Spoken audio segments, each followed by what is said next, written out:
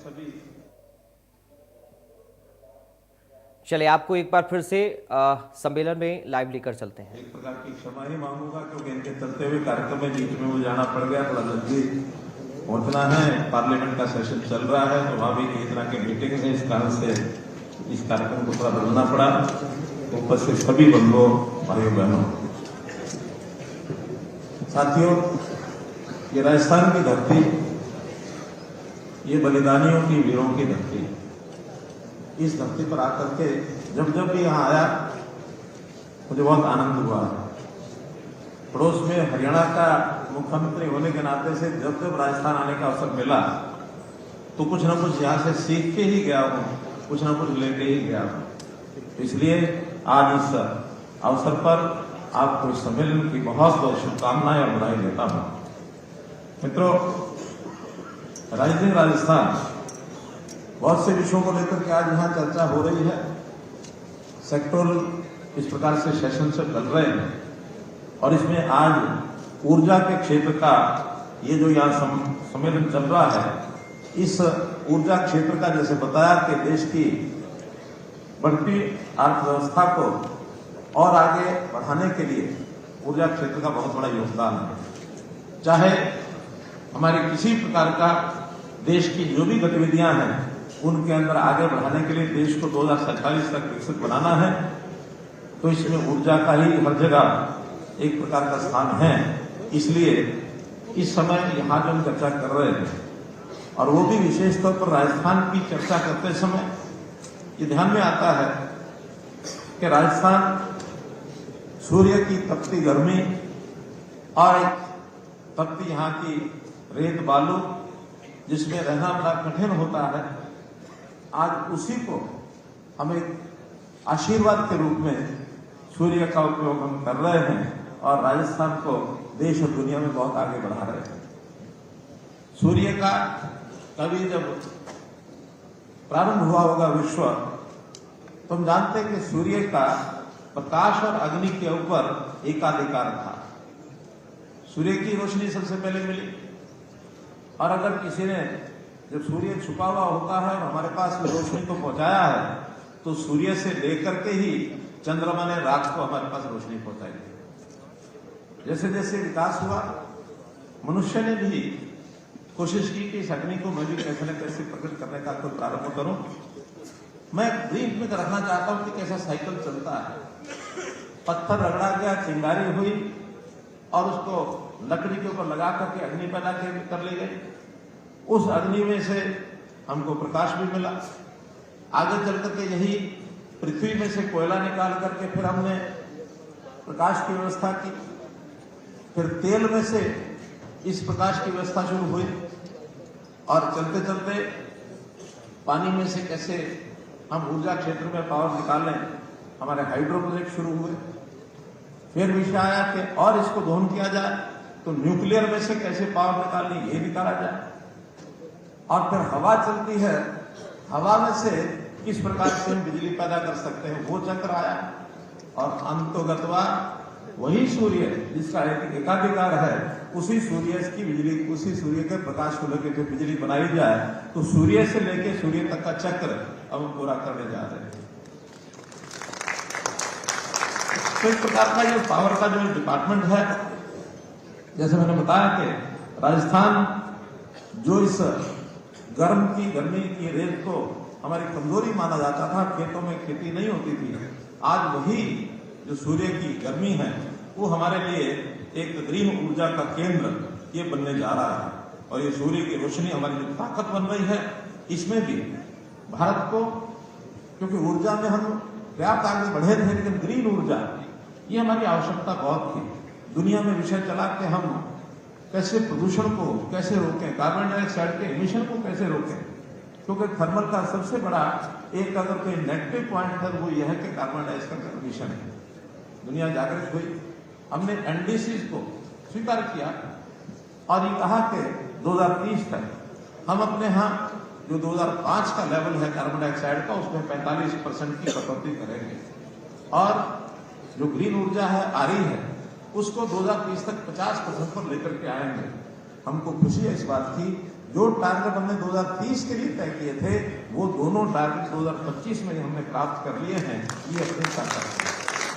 मित्रों, इस renewable energy को लेकर के राजस्थान के बारे में जो विषय आया कि राइजिंग राजस्थान इसके माध्यम से बनेगा, मैं तो इससे भी आगे बढ़कर के आप लोग के लिए एक मन में अपेक्षा रखता हूँ, इच्छा रखता हूँ और मेरी शुभकामनाएं भी हैं कि न केवल राजस्थान राइजिंग राजस्थान बने बल्कि राजस्थान लीडिंग राजस्थान बने देश में, ताकि हम इस विषय पर और आगे बढ़ सकें। जैसे जैसे बिजली की डिमांड बढ़ रही है, उस डिमांड में भी ग्रीन ऊर्जा, इसकी डिमांड जो है बहुत बढ़ रही है। तो इसके लिए देश भर के अंदर ग्रीन ऊर्जा का टारगेट भी हमने तय किया है कि 2030 तक 500 गीगावाट ये हमारी पावर की जो कैपेसिटी है ये बननी चाहिए। और आज टोटल मिला करके चाहे वो ग्रीन ऊर्जा है अथवा अन्य फॉसिल ऊर्जा सबको मिला करके 505 गीगावाट इसको हम जो है कैपेसिटी को दोगुना कर रहे हैं। हमारी जो पीक डिमांड है अभी हमने चाहे वो डे टाइम की हो अथवा ऑफ सोलर टाइम की हो, वो हमने 250 गीगावाट मैक्सिमम इस डिमांड की पूर्ति पिछले साल 31 मई को हमने कर ली है। इस बार की और भी ज्यादा इसमें टारगेट थे, लेकिन मौसम अनुकूल था, अच्छा था। हमारी वो जो डिमांड की जो हमें लगता था कि 267 गीगावाट पहुंच सकती है, लेकिन वहां तक नहीं पहुंचे, बल्कि 250 से नीचे 248 ही रहा, इससे ज्यादा बढ़े नहीं। तो ये भी हमारे लिए इस वर्ष का एक बहुत अच्छा संकेत जो था कि हमारी बिजली की कमी नहीं, बल्कि बिजली के बारे में कह सकते हैं कि जो 2014 में जब मोदी जी ने देश की कमान संभाली, उस समय पावर हमारी लगभग 5% डेफिसिट थी। जगह जगह उस 5% के कारण से हमको कट लगाने पड़ते थे, शट ऑफ करना पड़ता था। लेकिन अब 10 साल के बाद हम कह सकते हैं आज हम पावर डेफिसिट नहीं है, बल्कि पावर सफिशिएंट होने के बाद आज हम पावर सरप्लस हो गए हैं और आज हम पावर को एक्सपोर्ट करने लग गए हैं। तो इसलिए गति बहुत तेज है हमारी। जहां तक राजस्थान का विषय है, राजस्थान का पोटेंशियल ये बहुत अच्छा पोटेंशियल है। 142 गीगावाट सोलर का पोटेंशियल है और 284 गीगावाट विंड का पोटेंशियल है। हम सारे का भी एक्सप्लॉइट भी नहीं कर पाए हैं, वो नहीं कर पाए हैं। मात्र अभी 41 गीगावाट की इंस्टॉल्ड आरी कैपेसिटी है, जो देश में सबसे बड़ी एक क्षमता को प्रदर्शित करता है राजस्थान। इस नाते से इस काम में बहुत आगे हैं। इसके लिए सबसे बड़ा जो चैलेंज है हमारे सामने वो है ट्रांसमिशन, क्योंकि बहुत से प्राइवेट प्लेयर भी आ गए हैं इंस्टॉलेशन के लिए। हमारे पास लैंड भी है, हमारे पास सोलर की सब व्यवस्थाएं भी हैं, लेकिन उसका इवैक्यूएशन करने के लिए अगर हमारे पास ट्रांसमिशन नहीं होगा तो शायद जहां कहीं हम भेजना चाहते हैं उसमें कठिनाई आएगी। लेकिन इस काम पर बहुत तेजी से हम काम कर रहे हैं और ट्रांसमिशन में भी जो आने वाली कठिनाइयां हैं, मैं लगातार यहाँ के ऊर्जा मंत्रियों या हमारे मुख्यमंत्री जी से बात करता रहता हूँ। उन सब कठिनाइयों को दूर करके और हम जो एक प्रकार से इस सिस्टम को ठीक कर रहे हैं।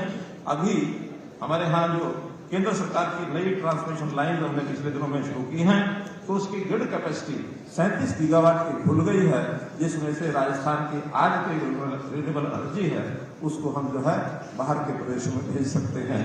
इसलिए वो रास्ता हमारा खुला है।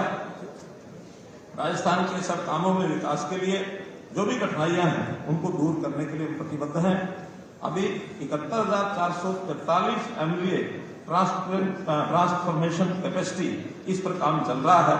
21,479 सर्किट किलोमीटर ट्रांसमिशन लाइन बन रही हैं, जिसकी कुल लागत 45,990 करोड़ रुपया ये आएगी। यहाँ की कुछ कठिनाइयां भी ध्यान में आई हैं। एक कठिनाई आई है वो है GIB अर्थात ग्रेट इंडियन बस्टर्ड।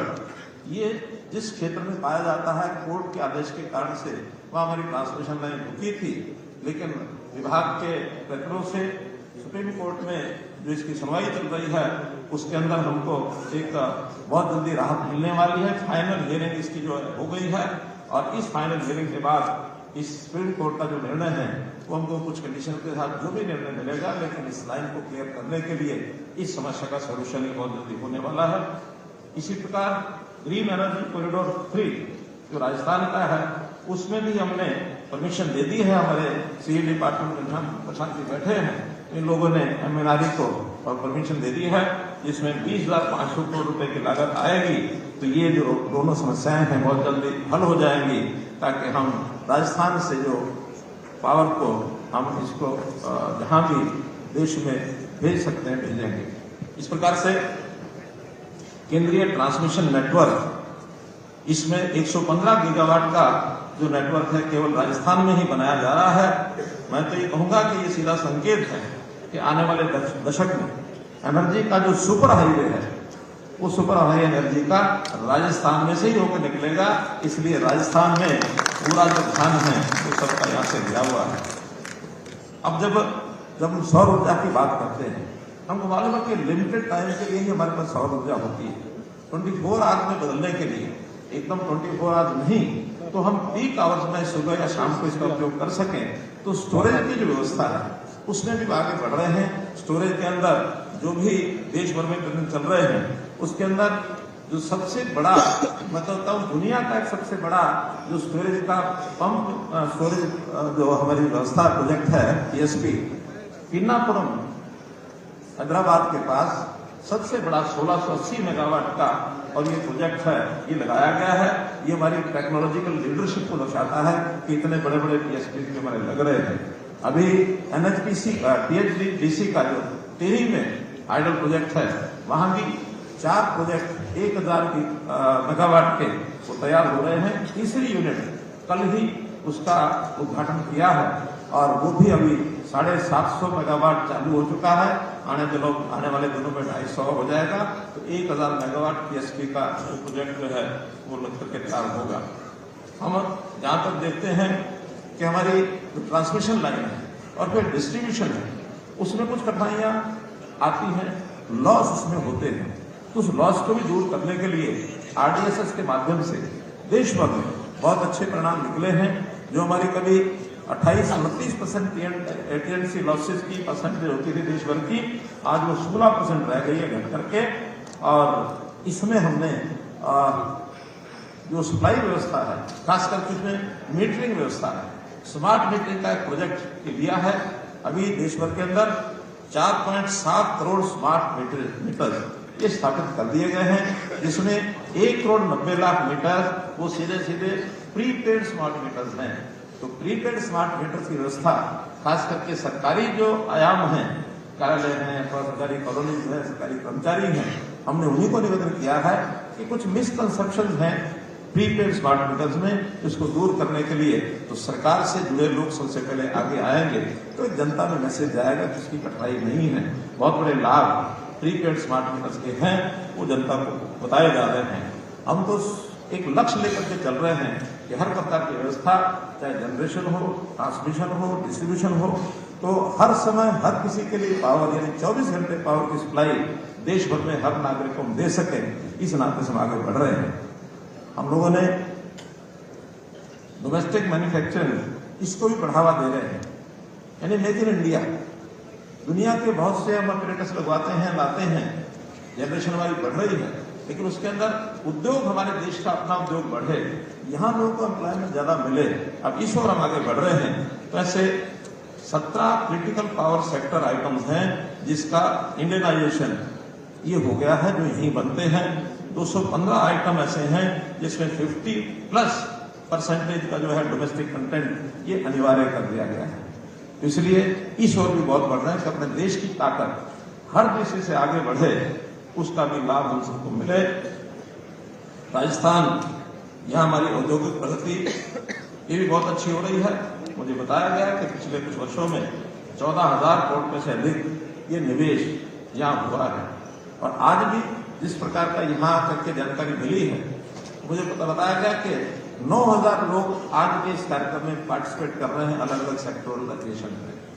यानी राजस्थान के इस कार्यक्रम में इतना आकर्षण एक चुंबक की तरह लोगों को आकर्षित कर रहा है, जिसमें आप सब लोग भी आए हैं, कुछ अपेक्षा से आए होंगे। मैं निश्चित रूप से भारत सरकार की ओर से तो कह ही सकता हूं कि जो जो चीजों की आवश्यकता हमारे निवेशक को होगी, वो राजस्थान में करें, वो कहीं भी करें। यहाँ करके तो मैं राजस्थान की बात करूंगा कि राजस्थान में एडमिनिस्ट्रेटिव लोग आए, हर प्रकार की सहायता केंद्र सरकार भी देगी और हरियाणा क्षमा करना राजस्थान सरकार वो पर 9-10 साल हरियाणा चढ़ा है, तो राजस्थान सरकार भी पूरा सहयोग आपका करेगी, ऐसा हमारे मुख्यमंत्री श्री भजनलाल शर्मा जी की ओर से आपको आश्वासन मैं भी दे सकता हूं। तो मित्रों, इन सब चीजों के लिए हम यहाँ से आगे बढ़े। हमारा एक्सपोर्ट ये भी दिन पर दिन बढ़ रहा है, राजस्थान से भी एक्सपोर्ट बाकी चीजों का हो रहा है, उसमें भी राजस्थान काफी प्रगति पर है। बहुत से कार्यक्रम ऐसे हैं जो राजस्थान के बताए गए हैं, लेकिन उनके लिए तो अभी समय नहीं है सब आपको दोहराऊं।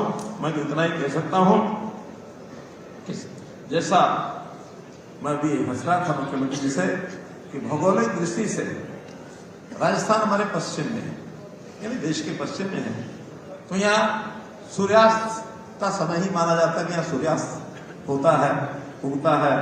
नॉर्थ ईस्ट में सूर्यास्त यहाँ होता है, लेकिन मैं आपको विश्वास से कह सकता हूं कि जहां सूर्यास्त होता है, आपको विश्वास दिलाता हूं कि आने वाले समय में ग्रीन एनर्जी का सूर्य ये राजस्थान से उदय होगा।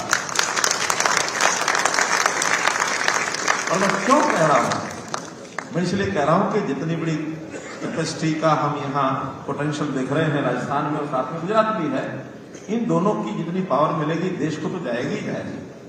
अभी हम आगे, जैसा प्रधानमंत्री जी ने एक आह्वान किया कि one sun one world one grid, कि दुनिया भर को भी हमने जोड़ना है। एक नए प्रपोजल के ऊपर काम कर रहे हैं कि हमारी जो सौर ऊर्जा है इसको हम प्रातःकाल, हमारे यहाँ सूर्य जल्दी निकलता है, लेकिन हमारे जो और पश्चिम के देश हैं उनमें बाद में निकलता है, उनके पास पावर जो सूर्य की नहीं होती है, हमारे यहाँ पहले आ जाती है।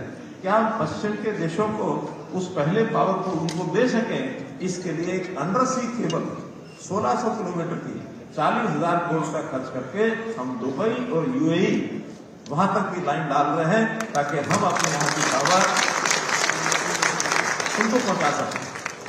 जब हमारे यहाँ की पावर उनके यहाँ होगी तो पहले हमारे यहाँ सूर्योदय होगा, बाद में उनके यहाँ होगा।